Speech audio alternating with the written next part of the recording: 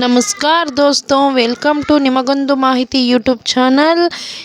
Like ಮಾಡಿ, subscribe ಮಾಡಿ, ನನಗೆ ಸಪೋರ್ಟ್ ಮಾಡಿ. ಕರ್ನಾಟಕ ಬೋರ್ಡ್ನ 10ನೇ ತರಗತಿಯ 10ನೇ ಪಾಠ ದುನಿಯಾ ಮೇ ಪೆಹ್ಲಾ ಮಕಾನ್. ಇದನ್ನು ಬರೆದವ್ರ ಕವಿ ಯಾರಪ್ಪ ಅಂದರೆ ಡಾಕ್ಟರ್ ವಿಜಯ ಗುಪ್ತಾ. प्रस्तुत पाठ में पूर्व भारत में रहने वाले सिंगापो आदिवासियों के बारे में इसमें बताया गया है. सिंगापो आदिवासियों वो कहाँ रहते हैं कहता वो पूर्व भारत के में इन्हों बसाए गए हैं. उसमें दोनों आदमियों ಅಂದರೆ ಇಬ್ಬರು ಸ್ನೇಹಿತರು. ಉನ್ಕಾ ನಾಮ್ ಅವರ ಹೆಸರು ಏನಪ್ಪ ಅಂದರೆ ಕಿಂದ್ರು ಲಾಲಿಮ್ और किंचा लाल. उन दोनों दोस्तों थे और उन्होंने पेड़ों के नीचे रहते थे. उन दोनों जानते नहीं थे कि मकान कैसे बनाया जाता है. उन्होंने इसलिए पूछताछ करने के लिए वो जंगल चला जाते हैं. ಫಸ್ಟ್ ಇಷ್ಟರ ಬಗ್ಗೆ ಸಾರಾಂಶ ಹೇಳ್ತೀನಿ. ಅಂದರೆ ಈಶಾನ್ಯ ಭಾರತದಲ್ಲಿ ವಾಸಿಸುತ್ತಿದ್ದ ಸಿಂಗ್ಪೋ ಬುಡಕಟ್ಟು ಜನರು, ಇವರಿಗೆ ಮನೆ ಯಾವ ಥರ ಕಟ್ಟಬೇಕು ಹೇಗೆ ಅಂತ ಗೊತ್ತಿರಲ್ಲ. ಇಬ್ಬರು ಸ್ನೇಹಿತರಿರ್ತಾರೆ. ಅವ್ರ ಹೆಸರೇನಪ್ಪ ಅಂದರೆ ಕಿಂದ್ರಾ ಲಾಲಿಮ್ ಮತ್ತು ಕಿಂಚಾ ಲಾಲಿಮ್ ಅಂತ. ಇವರಿಬ್ಬರು ಫಸ್ಟ್ ಹೇಗೆ ಮನೆ ಕಟ್ಟಬೇಕು ಅಂತ ಇವ್ರಿಗೆ ತಿಳಿದೇನೆ ಇವ್ರು ಏನು ಮಾಡ್ತಾರೆ, ಇದ್ರ ಬಗ್ಗೆ ತಿಳ್ಕೊಳ್ಳೋಕ್ಕೆ ಕಾಡಿಗೆ ಹೋಗ್ತಾರೆ. उनकी मुलाकात सबसे पहले हाथी से होती है. दोनों दोस्तों ने हाथी को नमस्कार किया. हाथी भाई, हम लोग मकान बनाना चाहते हैं. आप बता सकते हैं कि मकान कैसे बनाया जाता है. ಇವರು ಫಸ್ಟ್ ಆನೆ ಹತ್ರ ಹೋಗ್ತಾರೆ. ಆನೆಗೆ ನಮಸ್ಕರಿಸಿ, ಆನೆ ನಾವಿಬ್ಬರು ಮನೆ ಕಟ್ಟಬೇಕು ಅಂತ ಅಂದ್ಕೊಂಡಿದ್ದೀವಿ, ನಮ್ಮ ಮನೆ ಯಾವ ಥರ ಕಟ್ಟಬೇಕು ಅಂತ ಗೊತ್ತಿಲ್ಲ, ನೀನು ನಮ್ಗೆ ಸಹಾಯ ಮಾಡ್ತೀಯಾ ಅಂತ ಕೇಳ್ತಾರೆ.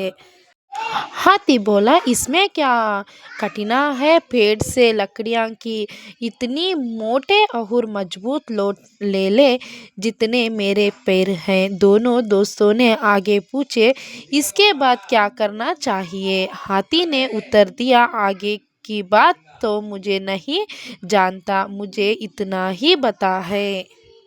ಆನೆ ಹೇಳಿತು, ಇದರಲ್ಲಿ ಏನು ಕಷ್ಟ, ನನ್ನ ಕಾಳುಗಳಷ್ಟೇ ದಪ್ಪ ಮತ್ತು ಗಟ್ಟಿಯಾದ ಮರದ ದಿಮ್ಮಿಗಳನ್ನು ಕತ್ತರಿಸಿಕೊಳ್ಳಿ. ಇಬ್ಬರು ಸ್ನೇಹಿತರು ಮುಂದೆ ಏನು ಮಾಡಬೇಕು ಅಂತ ಕೇಳ್ತಾರೆ. ಆನೆ ಉತ್ತರಿಸಿತು, ನನಗಿದ್ರ ಬಗ್ಗೆ ಮುಂದೆ ಏನು ಮಾಡಬೇಕು ಅಂತ ಗೊತ್ತೇ ಇಲ್ಲ ಅಂತ ಹೇಳುತ್ತೆ. दोनों दोस्तों ने आगे बढ़े. रास्ते में सांप मिला. दोस्तों ने सांप को रुका और नमस्कार किया. बोला कि सांप भाई, हम लोग घर बनाना चाहते हैं, आप बता सकते हैं कि कैसे बनाया जाता है. हाथी ने हमसे कहा कि उसके पैर जैसे मोटे और मजबूत लकड़ियों से पेड़ से बनाए, और आगे का हाथी हमको पता नहीं करके बोला. सांप ने कहा कि ऐसे लकड़ी काटो, लंबी और पतली जैसे मैं हूँ. दोनों दोस्तों ने पूछा, इसके बाद फिर क्या करना चाहिए. सांप ने कहा, आगे की बात मुझे पता नहीं. ಇಬ್ಬರು ಸ್ನೇಹಿತರು ಮುಂದೆ ನಡೆದುಕೊಂಡು ಹೋಗ್ತಾ ಇರಬೇಕಾದ್ರೆ ಅವರಿಗೆ ದಾರಿಯಲ್ಲಿ ಹಾವು ಸಿಗುತ್ತೆ. ಹಾವಿಗೆ ಹೇಳ್ತಾರೆ, ಈ ಥರ ನಾವು ಮನೆ ಕಟ್ಟಬೇಕು ಅಂತ ಇದ್ದೀವಿ, ನಾವು ಏನು ಮಾಡಬೇಕು ಅಂತ ಕೇಳಿದಾಗ ಅವ್ರು ಹೇಳ್ತಾರೆ, ನನಗೆ ಹಾತಿ ಹೇಳ್ದ ಅಂದರೆ ನಮ್ಗೆ ಆನೆ ಹೇಳ್ತು, ಈ ಥರ ನನ್ನ ಥರನೇ ದಪ್ಪಕ್ಕಿರೋ ಕಾಲು ಥರ ನೀವು ಕಡ್ಡಿ ಮಾಡ್ಕೊಳ್ಳಿ ಅಂತ. ಅಂದರೆ ಮುಂದೆ ಏನು ಮಾಡಬೇಕು ಅಂತ ಹಾತಿ ನಮ್ಗೆ ಹೇಳಲಿಲ್ಲ ಅಂತ ಹೇಳಿದಾಗ ಇದು ಹಾವು ಹೇಳುತ್ತೆ, ನೀವು ಈ ನಂತರ ಅಂದರೆ ಸಣ್ಣಕ್ಕೆ ಮತ್ತು ಉದ್ದಕ್ಕೆ ಕಡ್ಡಿನ ಕತ್ತರಿಸಿ ಅಂತ ಹೇಳುತ್ತೆ. ಮುಂದೆ ಏನು ಮಾಡಬೇಕು ಅಂತ ಕೇಳಿದಾಗ ಇವರಿಬ್ಬರು ಹಾವು ಹೇಳುತ್ತೆ, ಮುಂದೆ ಏನು ಮಾಡಬೇಕು ಅಂತ ನನಗೂ ಗೊತ್ತಿಲ್ವಲ್ಲ ಅಂತ ಹೇಳುತ್ತೆ. दोनों दोस्तों आगे बढ़े. सड़क पे भैंसा खड़ी मिली. भैंसा का भैंसा मर गया था. भैंसे का मांस दूसरे जानवर खा चुके थे. खड़ी हुई भैंस बहुत दुखित हो गई थी. दोनों दोस्तों भैंसे के सामने पहुँचे, उसे नमस्कार किए और बोले कि भैंसा, हम मकान बनाना चाहते हैं, आप हमको मदद कर सकते हैं क्या. हाथी ने बताया कि उसके पैर जैसे मोटे और मजबूत लकड़ियां बना ले.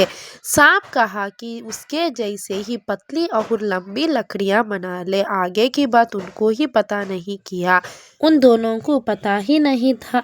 भैंस ने दोनों दोस्तों को अपने भैंस का पंजर दिखाया. बोला कि जैसे इस पंजर में चार पैरों पर खड़ी है, वैसे ही तरह चार छोटे गोले ज़मीन में लगाकर उस पर पहली और लंबी लकड़ियों से पंजर बना लो. दोनों दोस्तों पूछा कि इसके बाद क्या करना चाहिए. भैंस ने ಆಗೆ ಕಿ ಬಾತ್ ಮುझे भी पता नहीं ಕಹಾ. ಮುಂದೆ ಇಬ್ರು ನಡ್ಕೊಂಡು ಹೋಗ್ತಾ ಇರ್ತಾರೆ. ಹೋಗ್ಬೇಕಾದ್ರೆ ಅವ್ರಿಗೆ ಎಮ್ಮೆ ಸಿಗುತ್ತೆ. ಎಮ್ಮೆ ಅಂದರೆ ಗಂಡು ಎಮ್ಮೆ ತೀರೋಗಿರುತ್ತೆ. ಆವಾಗ ಎಮ್ಮೆ ತುಂಬಾನೇ ಅಳ್ತಾ ಇರುತ್ತೆ. ಅದು ತುಂಬಾನೇ ದುಃಖಿತರಾಗಿರುತ್ತೆ. ಅವರು ಇಬ್ರು ನಾವು ಮನೆ ಕಟ್ಟಬೇಕು ಅಂತ ಇದ್ದೀವಿ, ನೀನು ನಮಗೆ ಸಹಾಯ ಮಾಡ್ತೀಯಾ? ಆನೆ ಹೇಳ್ತು ತನ್ನ ಕಾಲು ಥರನೇ ಇರೋ ಕಡ್ಡಿಗಳನ್ನ ಕತ್ತರಿಸ್ಕೊ ಅಂತ. ಹಾವು ಹೇಳ್ತು ತನ್ನ ಥರನೇ ಉದ್ದಕ್ಕಿರೋ ಕಡ್ಡಿಗಳನ್ನ ಕತ್ತರಿಸ್ಕೊ ಅಂತ. ಮುಂದೆ ಅವ್ರಿಗೆ ಗೊತ್ತಿಲ್ಲ ಅಂತ ಹೇಳ್ತು, ನೀನು ನಮಗೆ ಸಹಾಯ ಮಾಡ್ತೀಯಾ ಅಂತ ಹೇಳಿದಾಗ ಅದು ಎಮ್ಮೆ ಹೇಳುತ್ತೆ, ಈ ಎಮ್ಮೆಯ ಪಂಜರ ಇದೆಯಲ್ಲ, ಈ ಎಮ್ಮೆಯ ಪಂಜರದ ಥರ ಒಂದು ದಪ್ಪಕ್ಕಿರೋ 4 ಕಡ್ಡಿಗಳನ್ನ ಆ ಕಡೆ ಈ ಕಡೆ ನಿಲ್ಲಿಸ್ಬಿಟ್ಟು ಅದನ್ನ ಸಣ್ಣಕ್ಕಿರೋ ಕಡ್ಡಿಗಳನ್ನ ಜೋಡಿಸಿ ಪಂಜರದ ಥರ ಮಾಡಿ ಅಂತ ಹೇಳುತ್ತೆ. ಮುಂದೆ ಏನು ಮಾಡಬೇಕು ಅಂತ ನನಗೂ ಗೊತ್ತಿಲ್ಲ ಅಂತ ಭೈಂಸ್ ಹೇಳುತ್ತೆ. तब दोनों दोस्तों आगे बढ़े. रास्ते में तालाब मिली. तालाब में एक बहुत बड़ी मछली तैर रही थी. दोनों दोस्तों वहीं खड़े. फिर दोनों दोस्तों मछली को नमस्कार किए. वह लोग मकान बनाना चाहते हैं. हाथी ने कहा उन्हें कि उसी पेड़ के जैसे मोटे और मजबूत बना ले. सांप ने कहा लंबी और पतली लकड़ियां तोड़ ले.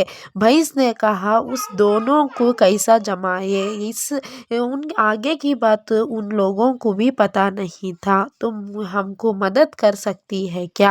मछली ने कहा आप लोग जरा मेरा पीठ की पत्तियां ध्यान से देख लो. फिर पेड़ से बहुत सारे पत्तियां तोड़ लो. जिस पत्तियों को छत्तर पर सारी तरह जमाओ जैसे मेरे पीठ पर पत्तियां है. ಅವರು ಹಾಗೆ ಮುಂದೆ ಹೋಗಬೇಕಾದ್ರೆ ಇವ್ರಿಗೆ ಒಂದು ದೊಡ್ಡ ಕೆರೆಯಲ್ಲಿ ಒಂದು ದೊಡ್ಡ ಮೀನು ಸಿಗುತ್ತೆ. ಮೀನು ಅದಕ್ಕೆ ನಮಸ್ಕರಿಸಿ ಅವ್ರು ಹೇಳ್ತಾರೆ, ನಮಗೆ ಆನೆ ಈ ಥರ ಹೇಳ್ತು, ಮತ್ತು ಇದು ಹಾವು ಈ ಥರ ಹೇಳುತ್ತು, ಮತ್ತು ನಮಗೆ ಇದು ಭೈಂಸ್ ಇದೆಯಲ್ಲ ನಮಗೆ ಎಮ್ಮೆ ಈ ಥರ ಹೇಳುತ್ತು, ಇದು 2 ಕಡ್ಡಿಗಳನ್ನ ಜೋಡಿಸಿ ಅಂತ ಹೇಳುತ್ತು ಅಂತ ಅವ್ರು ಹೇಳ್ತಾರೆ. ಮೀನು ಹೇಳುತ್ತೆ, ನನ್ನ ಬೆನ್ನು ನೋಡಿ, ನನ್ನ ಬೆನ್ನ ಮೇಲೆ ಇರುವ ಒಂದು ರೆಪ್ಪೆಗಳನ್ನ ನೋಡಿ, ಅದು ಯಾವ ಥರ ಇದೆ ಅಂತ ನೀವು ನೋಡ್ಕೊಳ್ಳಿ. ಅದೇ ಥರ ನೀವು ಕಾಡಿಗೆ ಹೋಗಿ ಫುಲ್ ಎಲೆಗಳನ್ನ ತಗೊಂಡು ಬಂದು ಅದನ್ನು ಜೋಡಿಸಿ. ಹೇಗೆ ಜೋಡಿಸ್ಬೇಕಂತಂದರೆ ನನ್ನ ಬೆನ್ನು ಯಾವ ಥರ ಇದೆಯೋ ಆ ಥರ ಜೋಡಿಸಿ ಅದನ್ನು ಮೇಲ್ಗಡೆ ಹಾಕಿ ಅಂತ ಹೇಳುತ್ತೆ. मछली की बात सुनकर दोनों दोस्तों को समझ में आ गया कि वो मकान बना सकते हैं. मकान बनाने का पूरा तरीका उन्हें मालूम हो गया. अब और कुछ जानने की ज़रूरत नहीं थी. दोनों दोस्तों जंगल से लौटकर आ गए. एक जगह मकान बना ली. ಇವರಿಬ್ಬರಿಗೆ ಒಂದು ಮೀನು ಮಾತು ಕೇಳಿದ ನಂತರ ಮನೆ ಯಾವ ಥರ ಕಟ್ಟಬೇಕು ಅಂತ ಇವ್ರಿಗೆ ಫುಲ್ ಐಡಿಯಾ ಬರುತ್ತೆ. ಆ ಐಡಿಯಾ ಬಂದಮೇಲೆ ಅವ್ರಿಗೆ ಬೇರೆ ಯಾವುದು ಒಂದು ಕೇಳಬೇಕು ಅಂತ ಅನಿಸಲ್ಲ. ಆವಾಗ ಅವ್ರು ಏನು ಮಾಡ್ತಾರೆ, ಕಾಡಿಂದ ರಿಟರ್ನ್ ಬರ್ತಾರೆ. ಬಂದವ್ರು ಇಬ್ಬರು ಏನು ಮಾಡ್ತಾರೆ, ಇಬ್ಬರು ಒಂದೊಂದು ಮನೆನ ನಿರ್ಮಿಸ್ತಾರೆ. ಅವರು ಕಟ್ಟಿದ ಮನೆಯೇ ಒಂದು ಫಸ್ಟ್ ಮನೆಯಾಗಿ ನಿರ್ಮಾಣವಾಗುತ್ತೆ. ತದನಂತರ ಹಲವಾರು ಮನೆಗಳು ನಿರ್ಮಿತವಾಗ್ತಾರೆ. ಅಂದರೆ ಇದರಲ್ಲಿ ಏನು ನಮ್ಗೆ ಅರ್ಥ ಆಗುತ್ತೆ ಅಂತಂದರೆ, ನಾವು ಯಾವುದೇ ಒಂದು ಕೆಲಸ ಮಾಡಬೇಕು ಅಂತಂದರೆ ನಮಗೆ ಬೇರೆಯವರ ಸಹಾಯ ಪಡಿಲೇಬೇಕು. ನಾವು ವೈಯಕ್ತಿಕವಾಗಿ ಯಾವುದೇ ಒಂದು ಕೆಲಸ ಮಾಡೋಕ್ಕೆ ಸಾಧ್ಯ ಇಲ್ಲ. ಫಸ್ಟ್ ಇವರು ಒಂದು ಕಾಡಲ್ಲಿರುವ ಪ್ರಾಣಿಗಳ ಒಂದು ಸಹಾಯದಿಂದ ಒಂದು ಮನೆ ಎಂಬುದನ್ನು ನಿರ್ಮಿತವಾಗಿತ್ತು ಅಂತ ಹೇಳ್ಬೋದು. ನನ್ನ ಮಾಹಿತಿ ನಿಮಗೆ ಇಷ್ಟವಾಗಿದ್ದರೆ ಲೈಕ್ ಮಾಡಿ, ಸಬ್ಸ್ಕ್ರೈಬ್ ಮಾಡಿ ಮತ್ತು ಶೇರ್ ಮಾಡಿ. Thank you so much.